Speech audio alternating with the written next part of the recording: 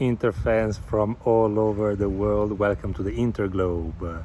I'm happy to share with you this new video in which I will be talking about the pre-match of Lazio-Inter. In the meantime, I have to say that I'm a bit anxious because soon, in a few hours, we're going to have the Champions League groups draw, and we're going to maybe comment on that later on. But let's stick to Lazio-Inter. It's a very, very tough game. Last year, unfortunately, it happened more or less at the same height of the Serie A, and we lost the game badly. There was also that episode with Di Marco on the ground, and the Lazio players that continued playing and scored. So I really hope that Simone Inzaghi shows or reminds the squad about this, because I think it could be the right propeller for us to give us strength and drive. But let's talk a bit about Lazio. What do I think about this team? What are the best qualities of Lazio? First of all, first and foremost, it's speed. They have very fast players, from Felipe Anderson to Lazzari, and Immobile himself. So it's really a tough team to play in this sense. And Felipe Anderson apparently last game didn't play too well. I say apparently because I didn't watch the game, but I follow a friend, YouTuber who talks about Lazio. He's just a funny guy. He's called Gustrugus88. His channel is called Bigus, and according to him, Felipe Anderson is a bit behind in his condition, and so that's good news for us. He also mentioned that Milinkovic-Savic is a bit behind, but I never trust him because he regularly scores and resurrects when it comes to Inter. One consideration that I find interesting that he made about Milinkovic-Savic is that, yeah, he's a great player, but all in all, not such a game changer, because most of the clubs in Europe didn't offer enough to take him and to buy him from Lotito, and I think this is also something to make us think, because we always consider him a top player, but is he? We'll see. I hope not this Friday. Another quality that Lazio has is, in this moment, the defensive part, because they only suffered one goal, and it was a penalty. So they are very solid in their defense, I would say, despite Romagnoli.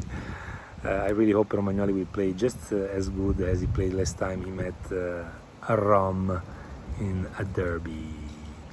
And so the defense and speed are the two best qualities. In terms of their weak point, well, one aspect that really is playing in our favor is that Luis Alberto didn't settle his arguments with Sarri and is still on the bench. And a player like Luis Alberto on the bench is a great added value for Inter. And then the other weakness is the fact that Sarri's teams play well, but they let the other teams play. And individually, I think we are stronger than Lazio, and having a bit of space to organize our plays, I think will give us a lot of benefits. So we have to take advantage of this fact that Sarri's teams let you play.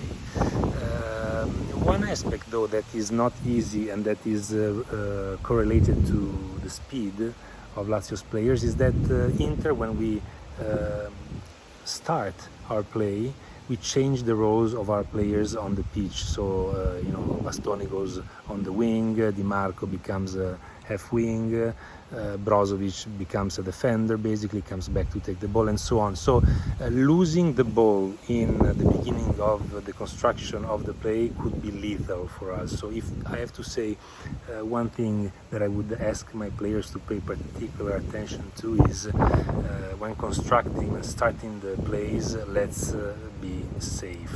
So this could also be harmful for us because we don't risk some plays, but I think in the long term will give us an advantage. I want to also send a thought to Vecino, who gave us the joy of the first Champions League participation after 10 years in the Olimpico Stadium a few years ago. So even though he's playing in Lazio now, I want to thank him, because he was nothing special, but he was always a very honest player and a very crucial in some key games like this one just mentioned, or for example I remember a game with Tottenham in which he scored, and it was such a joy as well. Coming back to Lazio, we also have to talk about our starting lineup, because the usual choices and the usual dilemmas that Simone will have to face are about Di Marco or Gosens or Dumfries and Darmian, basically on the wings, because the rest of the lineup is pretty much set up. So let's see what Simone will choose.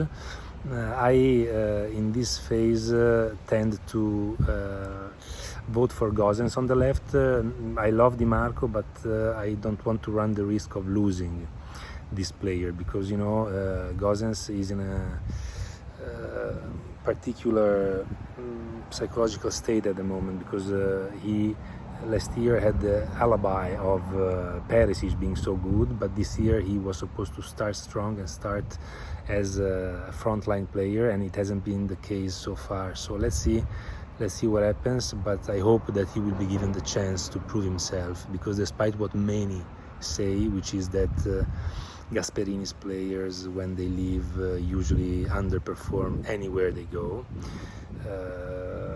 I hope that in Gosens' case we are in front of an exception, because after all he's a Germany starting lineup player, and he has a lot of experience and many goals and assists behind, so he has a lot under his belt. So I really hope that he will be able to deliver.